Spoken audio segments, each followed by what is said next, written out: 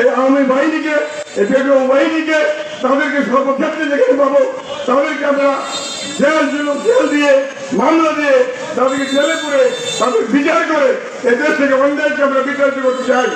তাই আজকে উচিত যে জনতা আছেন আমাদের নেতা উনি কিসব বক্তব্য দেবেন, তাই আমি আর বেশি বলতে চাই না।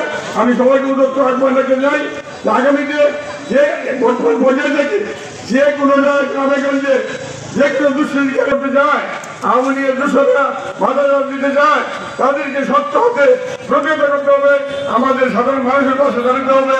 এই আহ্বানকে বক্তব্য এখানে শেষ করছি। আল্লাহ হাফেজ। বাংলাদেশ জিন্দাবাদ, বাংলাদেশ জাতীয় দল জিন্দাবাদ, তারেক জিয়া জিন্দাবাদ, খালেদা জিয়া জিন্দাবাদ, শহীদ জিয়া অমর হোক, অমর হোক। আজকের অনুষ্ঠানের এই বিএনপি ঘোষিত 3 দিন কর্মসূচির আজকের এই দ্বিতীয় দিনে আজকের এই অবস্থান কর্মসূচির আজকের অনুষ্ঠানের সম্মানিত প্রধান অতিথি বাংলাদেশ জাতীয়তাবাদী দল জাতীয় নির্বাহী কমিটির সম্মানিত যুগ্ম মহাসচিব দেশনেত্রী বেগম খালেদা জিয়ার অত্যন্ত কাছের মানুষ, আস্থাভাজন ব্যক্তি, ভারপ্রাপ্ত চেয়ারম্যান জনাব তারেক রহমান সাহেবের আস্থাভাজন ব্যক্তি, রাজনৈতিক সহযোগিতা হাওড়াঘাট দোবরা মাটি মানুষের নেতা, আলোকিত করার যিনি স্বপ্ন দেখেছেন আগামী দিনে যিনি বাস্তবায়ন করবেন সেই শ্রদ্ধেয় নেতা আলহাজ সৈয়দ ইমরান সালেহীন ভাইকে মূল্যবান বক্তব্য রাখার জন্য সবিনয়ে অনুরোধ জানাচ্ছি।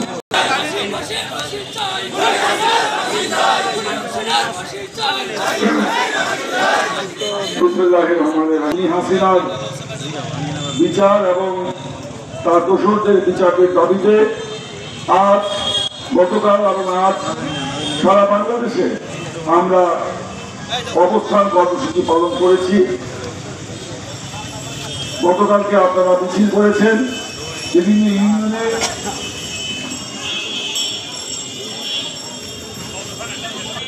এবং এর আগে হালুয়াঘাট পৌর শহরে আপনারা মিছিল করেছেন।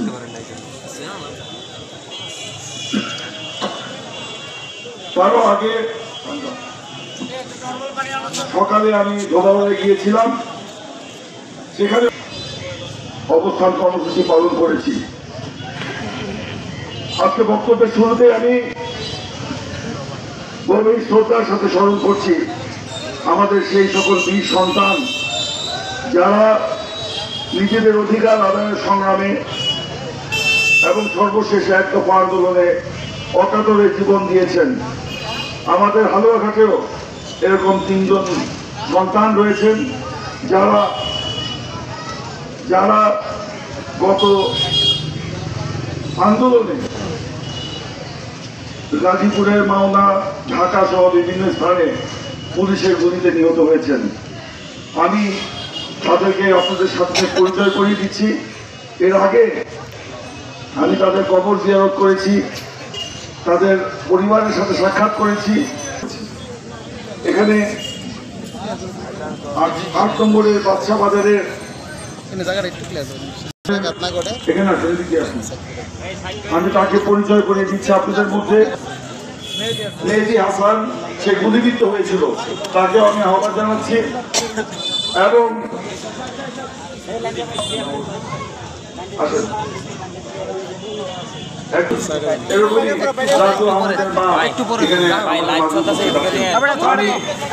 তাদেরকে সংক্ষিপ্ত ভাবে তাদের সাথে কথা বলার জন্য আমি অনুরোধ করছি।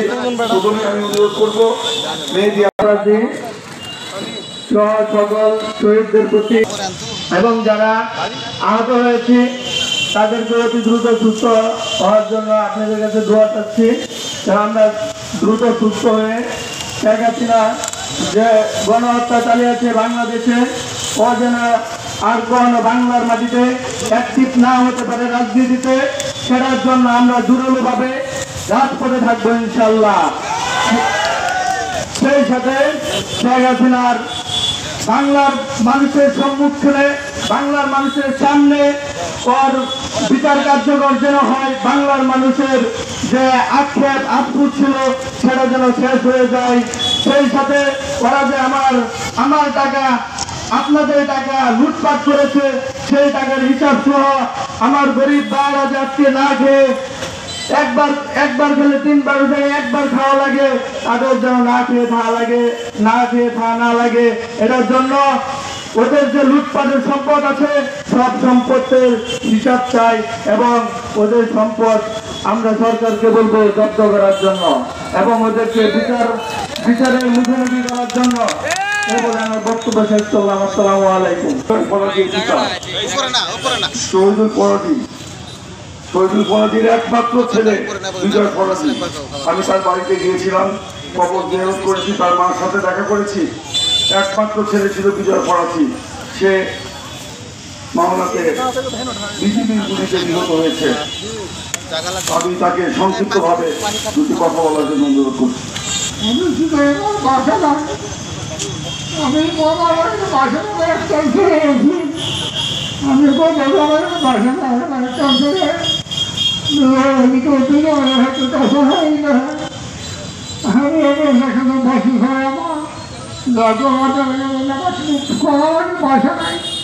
কিছু বলতে পারি না, কিছু বলতে পারি না, শেষ করলাম। আমার কাছে বিচার চাই। আমার পুরো বিচার চাই।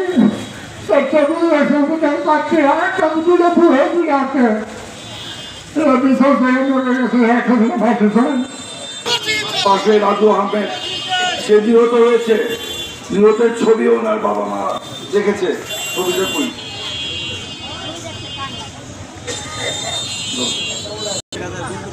লাশের ছবিও আছে। এই যে তার লাশ তার বাবা মা পায় নাই। বাবা মা পায় নাই, সেই লাশকেও গুম করেছে হাসিনা সরকার সংখ্যা কমানোর জন্য। আমরা অবিলম্বে রাজু আহমেদের লাশ চাই। প্রশাসনের কাছে আহ্বান জানাবো, রাজু আহমেদের লাশ তার বাবা মার হাতে ফেরত দেওয়ার জন্য। আমরা শুনেছি সরকার, আওয়ামী লীগ সরকার গুম করেছে, তাজা মানুষকে গুম করে। এখন দেখছি আমরা তারা লাশও গুম করে, খুনও গুম করে।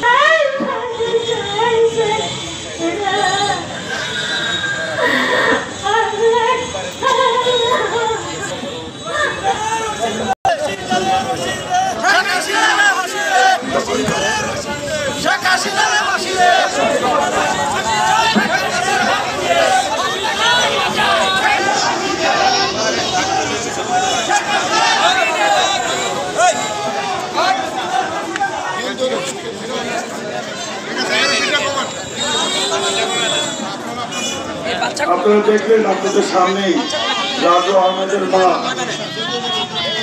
অজ্ঞান হয়ে গেল। তার মা ছেলের লাশ ফেরত চাই, বিচার চাই।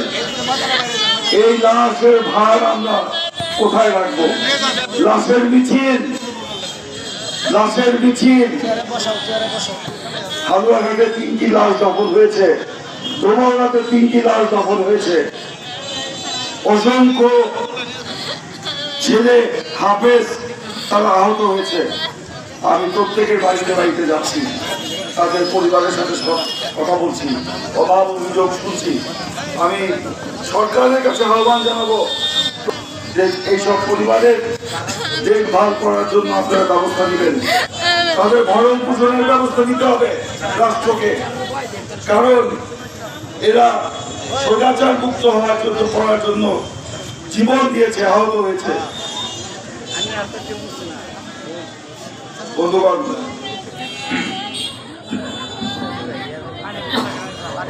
গভীর সমবেদনা জানাচ্ছি।